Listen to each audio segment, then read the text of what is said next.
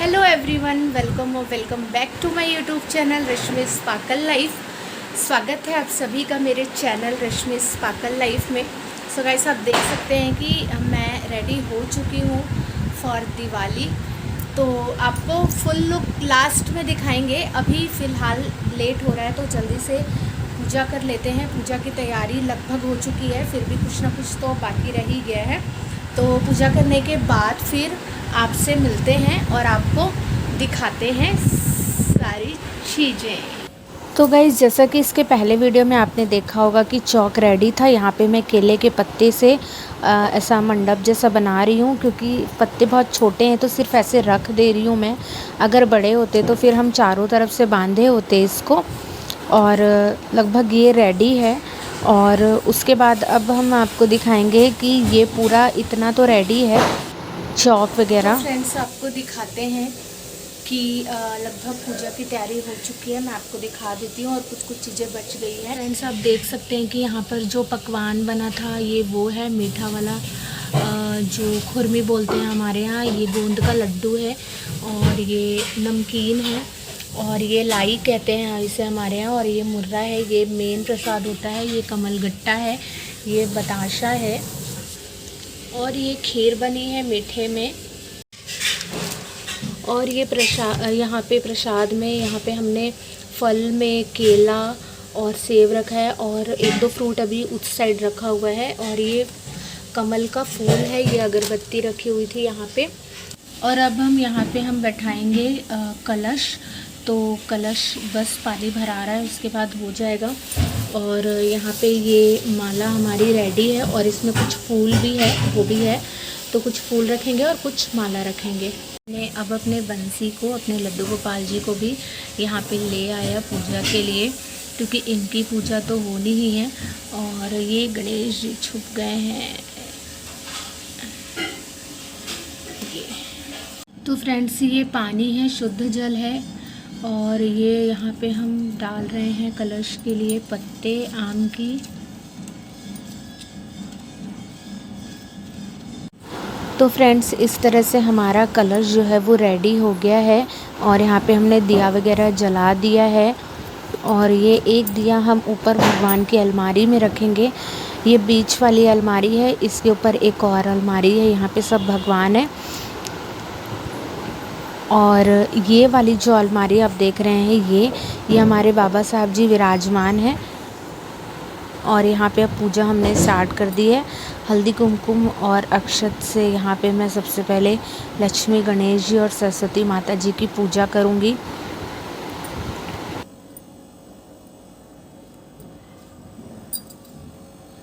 उसके बाद यहाँ पे मैं माला पहना रही हूँ। और माला मैंने छोटा ही बनाया था, क्योंकि आप देख सकते हैं फ़ोटो भी छोटी सी है। और यहाँ पे मैं माता जी को यहाँ पे ये कमल का फूल चढ़ा रही हूँ। हमने 2 कमल के फूल ख़रीदे थे।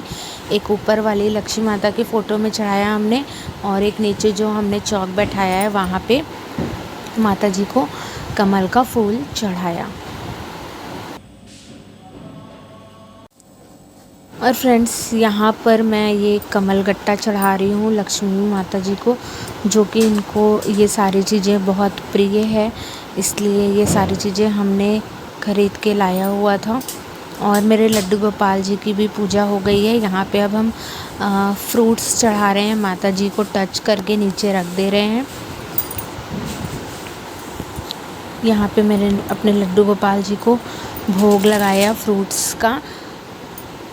और यहाँ पे हम माता जी को बनाना चढ़ा रहे हैं। उसके बाद मैं अपने लड्डू गोपाल जी को बनाना चढ़ाऊँगी, क्योंकि इनके खाने का भी समय हो चुका है, क्योंकि इनको मैं तीनों टाइम खाना देती हूँ। तो रात के भोग का समय इनका हो चुका है।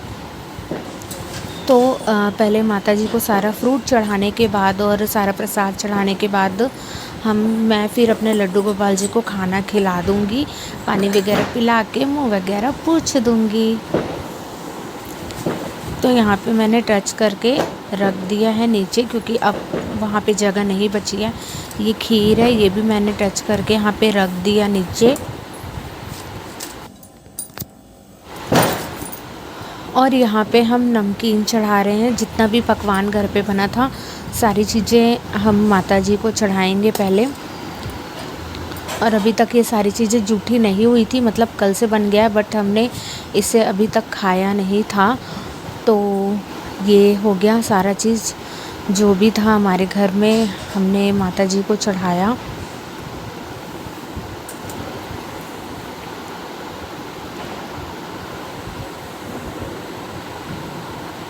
उसके बाद ये मिठाई हम चढ़ा रहे हैं माता जी को। ये मैंने अपने लड्डू गोपाल जी को भी चढ़ाया।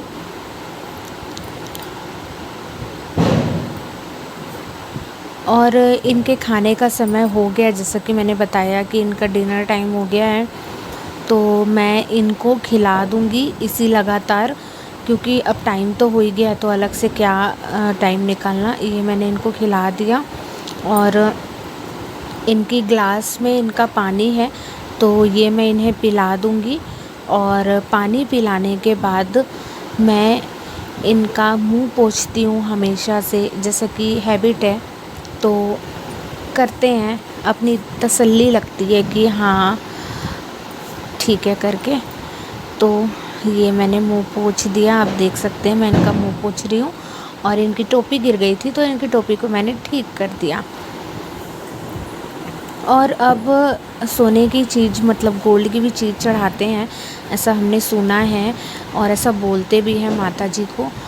जो भी घर में, ज़रूरी नहीं है कि आप नया ही चढ़ाएं। तो यहाँ पे हमने ये गोल्ड के रिंग माता जी को चढ़ाई है। और यहाँ पे हमने पैसे भी चढ़ाए हैं, मतलब जो भी जिससे जितना बन पाए उतना हम चढ़ाने की कोशिश करते हैं। ज़रूरी नहीं है कि हमें इतना ही चढ़ाना है, जितना भी हो पाए उतना आप चढ़ा सकते हैं। तो ये मैं माता जी को टच करके यहाँ पे रख दूँगी।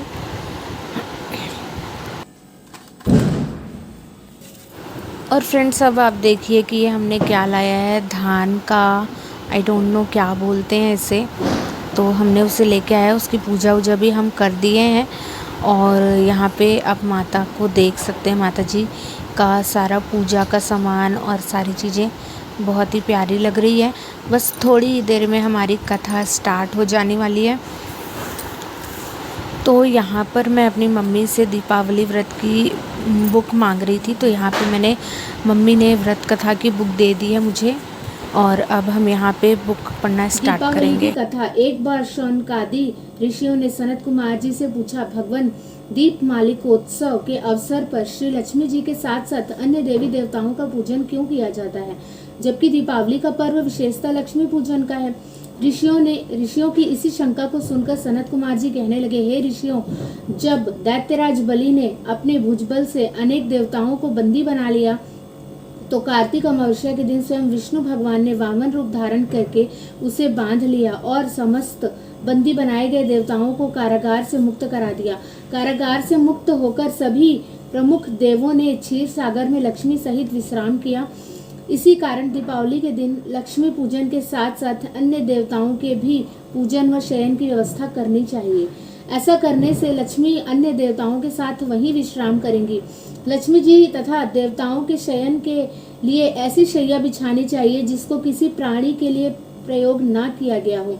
उस शैया पर सुंदर नवीन वस्त्र व चादर बिछाकर तकिया रजाई आदि लगा दें।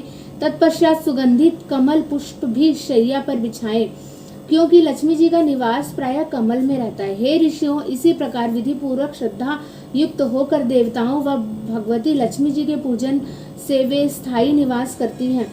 भगवती लक्ष्मी के भोग के लिए गाय के दूध के खोवे में मिश्री, लौंग, कपूर, इलायची आदि सुगंधित द्रव मिलाकर मोदक लड्डू बनाने चाहिए। तो फ्रेंड्स, कथा के बाद मैंने आरती की, हवन किया, सारी चीज़ें हो गई। और अब हम यहाँ पे सारी जगह दिए जला दिए हैं। एक्चुअल में हम मोमबत्ती जलाते हैं, दिया हम किसी कारणवश नहीं जलाते हैं, जलाते भी हैं तो पुरानी तो फ्रेंड्स, आप देख सकते हैं कि पूजा के बाद बाहर का नज़ारा बहुत ही प्यारा लग रहा है। सभी के घर में झालर लगी हुई है और बाहरी व्यू बहुत ही प्यारा लग रहा है। ये पेड़ पौधों के बीच में भी लगे हुए हैं झालर, और आगे की गैलरी में भी यहाँ पे झालर लगा हुआ है। तो ये बहुत प्यारा दिख रहा है लाइट बुझने के बाद, आप देख सकते हैं। तो ये हमारे घर का दिवाली वाइब्स था। था दिवाली व्यूज़ था। अभी आपको दिखाते हैं। ये देखो सारी जगह है, तो बहुत ही प्यारा लग रहा था।